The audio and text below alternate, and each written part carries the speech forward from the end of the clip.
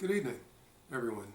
My name is Minister John Beeling, and I'm a minister at Emmanuel Life and Worship Center at 102 East Freeman Street in Newnan, Georgia. This year, we're embarking on a journey of reading the New Testament in 1 year. The first book that we will read is the book of Mark.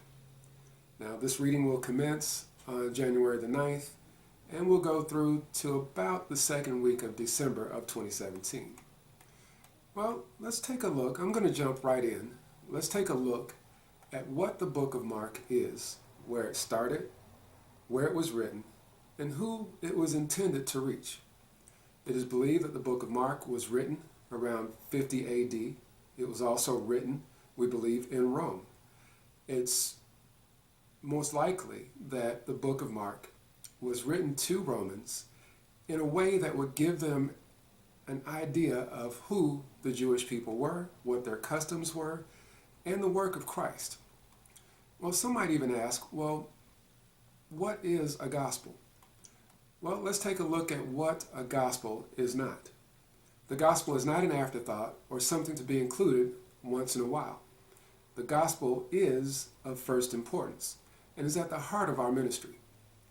It is important because it is through the gospels that God works and takes people from death to life, from sin to Christ. The book of Mark was most likely written around 50 AD. Let's take a look at the purpose and theme of the book of Mark.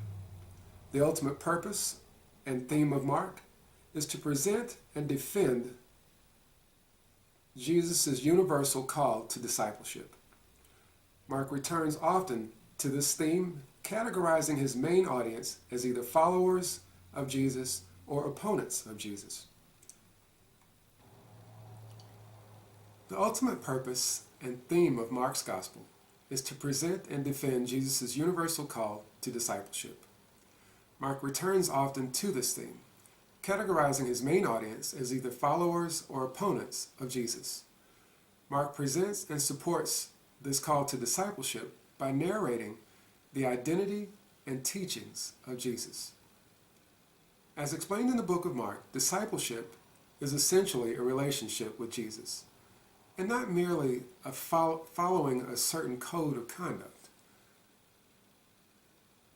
Fellowship with Jesus marks the heart of the disciple's life. And this fellowship includes trusting Jesus and confessing Jesus with your mouth and observing his conduct, following his teachings, and being shaped by a relationship with him. Discipleship also means being prepared to face the kind of rejection that Jesus himself also faced. Remember, Jesus said that if any man will follow him, that he needs to take up his own cross. Now, there are some key themes outlined in the book of Mark. I won't go into every one of them, but just a few of the key themes are that Jesus seeks to correct the expectations and misunderstandings of who the Messiah is. Jesus is the Son of God. Another is that Jesus is the Son of Man. And that as the Son of Man, Jesus must suffer. Now, Jesus also calls his followers to imitate himself in humble service and self-denial. Jesus teaches the kingdom of God and implies that God continues to call a people unto himself. Mark is the briefest of the gospel. It contains less of Jesus' teaching material than does Luke and Matthew. Our task must then be to pay close attention to the details in Mark to see how this gospel applies to the non-church work.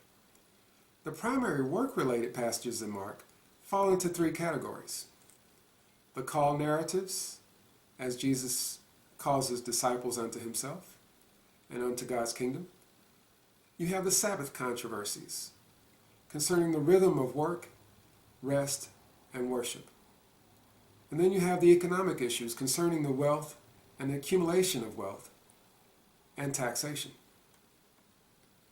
Graham Stanton goes on to characterize or further categorize Mark into 6 sections, consisting of the prologue, the proclamation, the Galilean ministry, the call of the disciples, the way of Jesus, and the final confrontation. In each of these categories, Mark is primarily concerned with how these who would follow Jesus must be transformed at a deep level. As with the other Gospels, Mark is set against the background of turbulent economic times. The events of the book of Mark take place primarily within Palestine, from Caesarea Philippi in the north to Beersheba in the south. During this time, Palestine was ruled by the Roman Empire. The book opens with Jesus' baptism by John during the rule of Pontius Pilate, and it closes with Jesus' death and resurrection about 3 years later. Well, that's just an overview, a very brief overview of what you'll find in the book of Mark. I pray that your reading enlightens you, inspires you, and just sets afire your heart towards the things of God. Again, my name is Minister John Beeling, and we are Emmanuel Life and Worship Center.